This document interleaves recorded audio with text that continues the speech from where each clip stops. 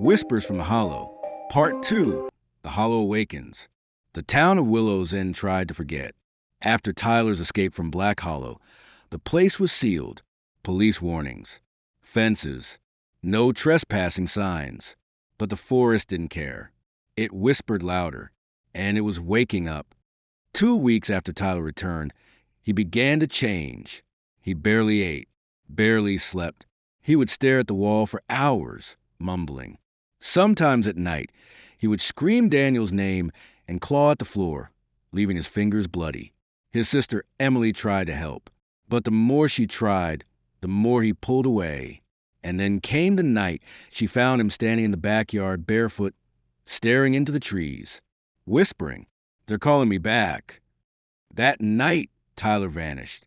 Emily found his room empty, the window wide open, and on his bed, a photograph.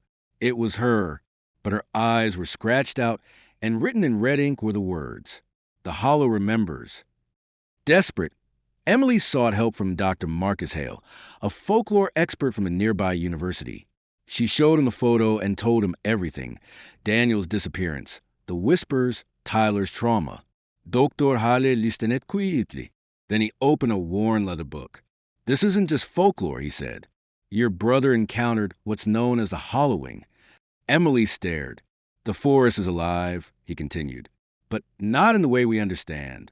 It feeds on grief, memory, guilt. It lures people in using voices of the dead or the living.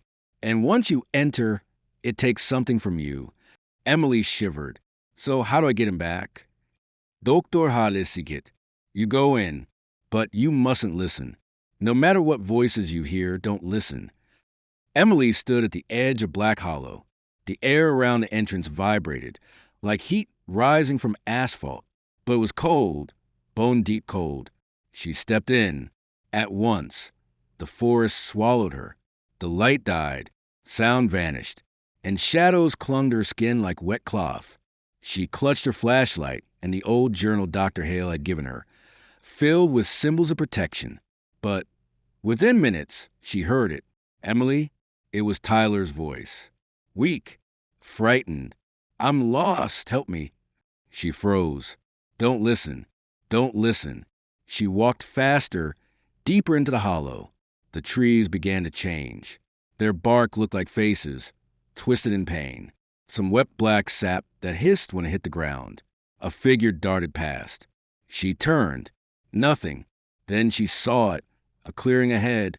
In the center stood the ancient black tree Tyler had described, and beneath it, her brother. He was kneeling, head bowed, surrounded by photographs. "Tyler!" She shouted. He looked up.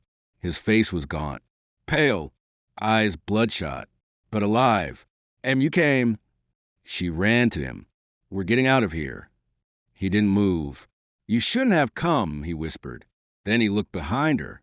"They followed you." She turned. The trees were alive. From the bark, figures emerged, twisted, hollow-eyed. The faces of everyone who had died after seeing Daniel. Mrs. Goldwyn, Father Rowe, others she didn't recognize. They floated forward, mouths stretched impossibly wide. "Stay! Stay!" Emily pulled Tyler up. "Run." But the forest had no exit. The path behind them had vanished. And the ancient tree opened its mouth. Not metaphorically, literally. The bark split, revealing a tunnel lined with twitching roots, pulsing like veins. And from within, Daniel stepped out. But he was no longer human. His jaw hung crooked, his skin cracked and stitched, his eyes pure black, dripping shadows. "You came back," he said, grinning, "just like I knew you would." Emily backed away. "What are you?" "I'm the voice now," Daniel hissed. "I was the first to listen. Now I am the hollow." He raised his hand, and the photographs around the tree burst into flames. Screaming as they burned, Tyler dropped to his knees, crying. I tried not to listen." Daniel floated forward. "Join us." Roots shot from the ground, wrapping around Tyler's legs, yanking him toward the tree. Emily screamed and grabbed his arms, pulling hard. "Let him go." But Daniel only laughed. "You think you can take something back from a hollow? It doesn't give, it devours. Suddenly, Emily remembered the journal. She pulled it from her coat and opened to the last page, the one marked with a red symbol and the words, "Say this to seal the hollow's mouth." She began to chant the words aloud. The forest screamed. The ghostly figures howled and clawed at the air. Daniel shrieked, his face melting like wax.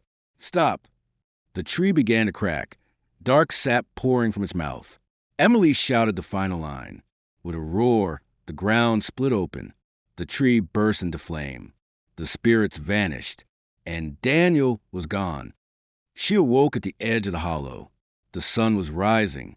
Beside her lay Tyler, alive, breathing but unconscious. They never spoke of what happened. The forest remained, but the whispers stopped.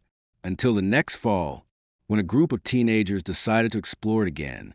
They never came back. And a week later, people began to hear voices, calling, whispering, from the trees. The end. If you enjoyed our video, please subscribe to our channel, share the video with others, and don't forget to like it.